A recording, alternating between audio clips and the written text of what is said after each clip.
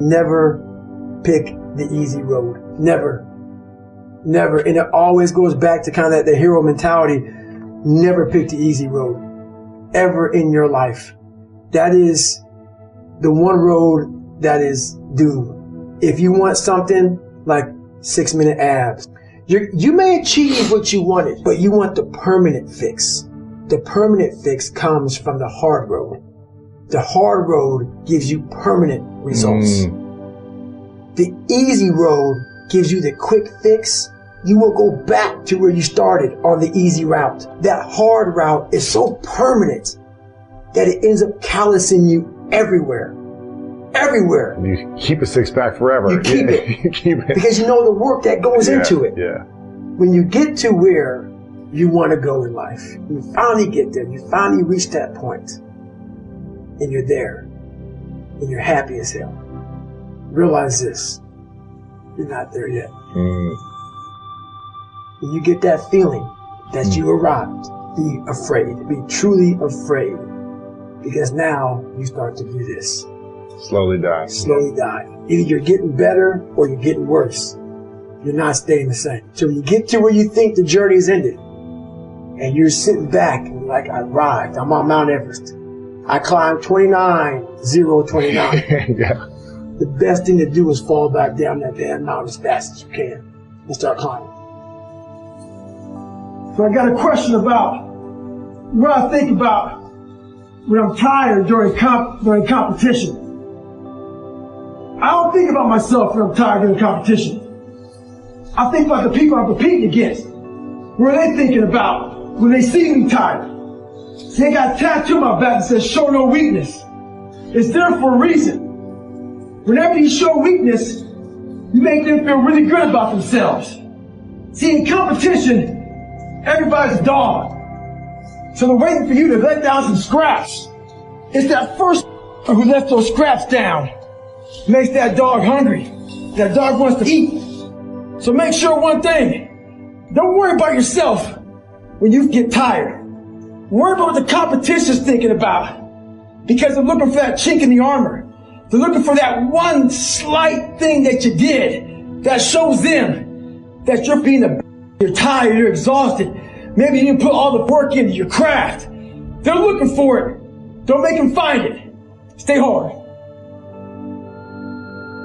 We are training kids and people to be soft in a world that continuously gets harder. And it doesn't correlate. Like that guy talking about the tear gas with the SEALs. Is that necessary? I don't know. But what is necessary is you have to build a person that can withstand the pressures of whatever they're going to be dealing with in life. And we don't do that. When I was going through Navy SEAL training, there's one thing I told myself. I wanted to quit every single day. But many dreams die while suffering. And many of us out here have suffered. And when you're suffering, I'm not talking about just physically. I'm talking about emotionally, spiritually. It could be a relationship. When you're suffering, you give up on the very things that you wanted the most. When I was going through pararescue, I wanted to be a pararescueman so bad. But that water haunted me. So when the suffering got too much, my dream died. And pretty much I almost died with it. If I didn't find Navy SEALs and getting past that hump and overcoming my demons and facing my demons every day, I would have never been up here today. You can't outrun your demons. They'll always know where you're hiding. Trust me at that. And I'm going to end with this. Don't stop when you're tired. Stop when you're done. We're watching people fail because we're afraid to hurt their feelings. By no means do I condone bullying. I think it's...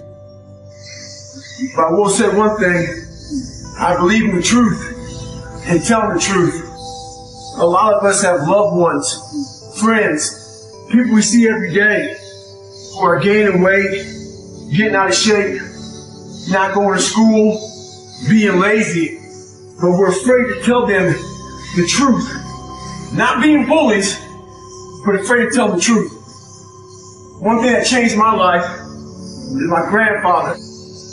He told me,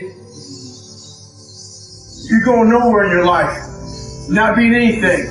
As bad as that hurt me, it got me to pull my head out of my ass. So learn to stay hard, Have thick skin and do what's right. Stay hard. A lot of us dream big. You should dream big. Dreaming big is important. You know, some of us want to be doctors, lawyers, dentists. Some of us want to be in special operations. So you have this big dream. You can see it so clearly, like it's right in front of you. You can go out and touch it. But the thing about it is somewhere, if you dream big enough, somewhere down that journey, that dream becomes a nightmare. And what happens in that nightmare, you start to have all these questions, like, if you want to be in special ops, you may not be a great swimmer. You may just realize that I'm not a great swimmer, I'm not a great runner. You may start to fail tests. And all these questions start to flood your mind. Why am I here? I'm not good enough. Trust me, I know all about the questions. They will flood your mind. If you do not have the answers for them, you will quit. The answers lie in the repetitions. You must not forget the repetitions you put into trying to dominate the craft that you're in today. Always, always embrace the suck, adapt to the suck. Stay home. I get a question a lot. How are we going to solve for bullies, for racists, for all these people in life? One thing about life, it is very unpredictable. But one thing's for damn sure. People are very predictable. So what that means is you can prepare for the of this world. So we are teaching right now anti-bullying. We're trying to change anti-racist. We're trying to change bad people. Well, in the long term, that may work out. But in the interim, that's going to fly. So for you to continue to complain, get your butt hurt over people not liking the way you look, the way you sound, the way you dress, whatever it may be, you need to change on how you look at those people, what they say to you. You got to start armoring your mind. Start preparing yourself for what's out here in life.